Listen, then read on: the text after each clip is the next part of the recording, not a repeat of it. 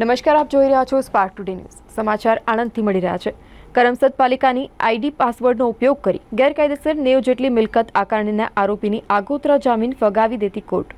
સરદાર પટેલની કર્મભૂમિ કરમસદ પાલિકાની આઈડી પાસવર્ડનો ગેરકાયદેસર ઉપયોગ કરી 90 ઉપરાંત મિલકતની આકારણીનો ખેલ કરી પાલિકાને તગડું આર્થિક નુકસાન કરવામાં આવતા પાલિકા પૂર્વ મહિલા પ્રમુખ પતિ સહિત 4 વિરુદ્ધ આઈપીસી 465, 467, 120B હેઠળ ફરિયાદ નોંધાતા પોલીસ ધરપકડથી બચવા આરોપી ધ્રુવલ પટેલ દ્વારા આણંદ કોર્ટમાં આગોતરા જામીનની દાદ માંગતા કોર્ટ દ્વારા ફગાવી દેવામાં આવ્યું.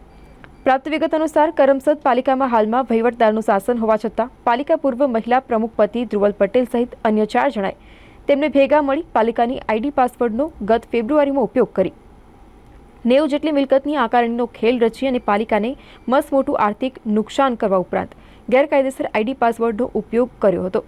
જે મુદ્દે વિદ્યાનગર પોલીસ મથકે તેમના વિરુદ્ધમાં ફરિયાદ નોંધાઈ હતી. આરોપીઓને ઓથ હોય તંત્ર દ્વારા પણ સતર્કતાથી તપાસ હાથ ધરવામાં આવી રહ્યા હોવાની હાલ ચર્ચા ઉઠવા પામી છે.